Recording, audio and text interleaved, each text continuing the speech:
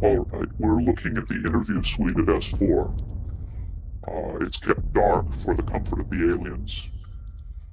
The figure who is just barely visible in the left foreground is the telepath, and behind the camera is a raked seating area for observers. Although in this case, I believe the only other person present was a military aide. The alien is seated behind a glass partition in a biocontainment area, which is maintained at Biosafety Level 2, the lowest designation. That's primarily for the protection of the aliens, not us. The theory is that if they were going to infect us with an alien bug, it would have happened 50 years ago.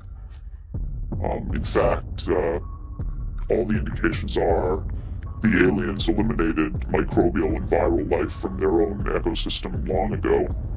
They aren't susceptible to our diseases directly, but it has been shown that microbes can reproduce and form colonies within their respiratory systems, which tends to exacerbate the debilities they seem to suffer anyway in our environment.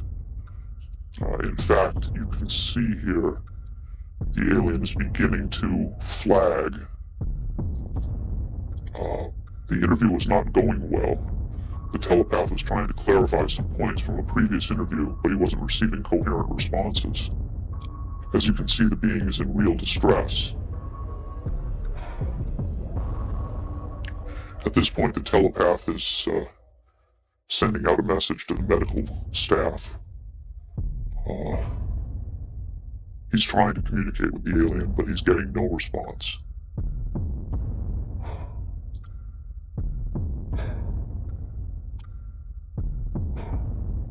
There's very little he can do. There's no direct connection between his space and the biocontainment area. That's the aide stepping in on the right. The medical staff should be there by now. They're slow in responding. There they are. I have to say the medical personnel at S4 are less than first rate. They tend to be selected for their willingness to keep secrets rather than their medical competence. By the way, he's not shining that light into the eyes. It looks that way, but in fact he's checking for hemorrhaging around the eye sockets and in the nasal cavity. I'm sorry.